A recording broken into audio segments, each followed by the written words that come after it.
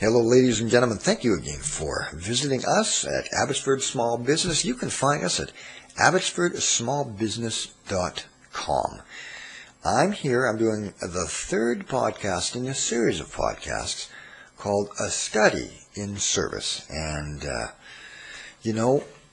a podcaster, I like to take every opportunity that you see can actually be turned into a podcast that can be either for education or entertainment, or something can come along and so unusual that you think, why not put it on the net, and why not discuss it, and let's take a look at it together. So I thought that I would put this on Abbotsford Small Business. Now, Sears, I was dealing with Sears over an issue, and I'll tell you what unfolded in just a moment. But Sears is one of the largest retailers in Canada, and today I had a serious challenge with them, and the service was just terrible.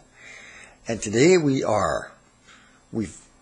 almost dealt with most of the issues. So let me backtrack here. We bought a range October 29th, 2011, and it couldn't come until November 23rd. And then they phoned on November 23rd, couldn't deliver it, didn't get on the truck. Rescheduled it for December 5th, which was today. Got a phone call this morning. Again, sir, sorry, couldn't find the range. I mean, come on. It was just a bizarre collection of incompetence. So I went down to my local Sears. Now, you have to remember that I purchased this range online, right?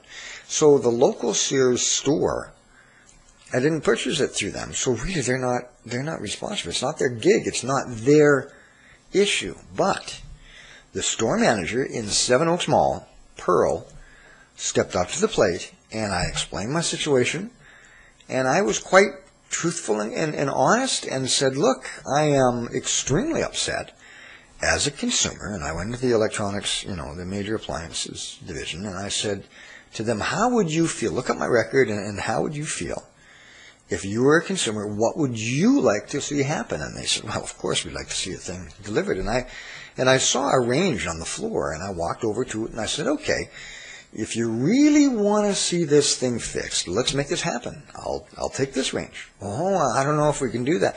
I said, you know what, you guys? Service is ultimate. Service is the key, right? So the people at the major appliances department couldn't do anything, so I asked to see the manager, and they phoned, and they explained the situation over the phone.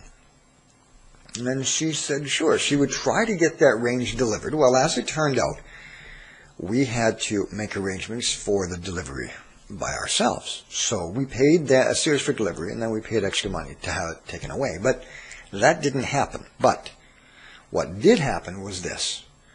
Our renters, which we bought the range for, are now happy because they have a brand new range in their kitchen.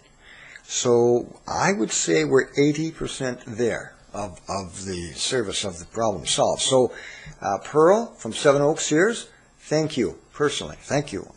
You did a great job. You responded to the customer's concerns, and you fixed it to your ability. I mean, the situation was that you couldn't get anybody to deliver it today, but you met me more than halfway.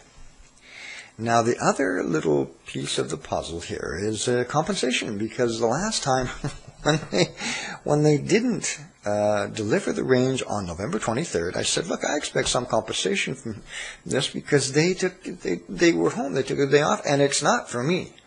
The compensation that I get from Sears will go to my renters. My range didn't fail, their range did.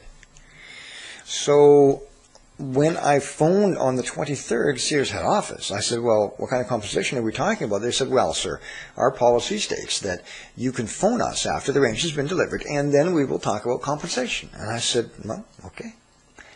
So we've got the range in the apartment, and I'm going to phone them today or tomorrow morning. And I'll say, all right, what kind of compensation package are you looking at? So because this whole thing could have been avoided, right? It could have been avoided by doing the service correctly the first time. So we're about 80% there, And again, I'm going to put a barometer on this thing, and we'll gauge to see how Sears handles the last bit of this complicated, or what seems to be a complicated procedure about selling just one range. So that's it for now. I will see you next podcast. Oh, we've got some great shows coming up, folks. Just stay around, because this, I'm so excited about this blog, because what it does is it helps small and medium businesses in the Abbotsford area grow using technology and coming together and brainstorming. And I've just met such great people at the Christmas show.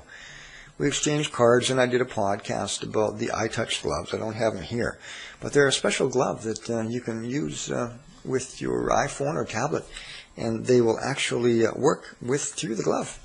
Anyway, this is Rick Hahn, your host of Abbotsford Small Business. We will see you next podcast. Do me a favor, would you? Have a great day of business. Take care, everyone. Bye-bye.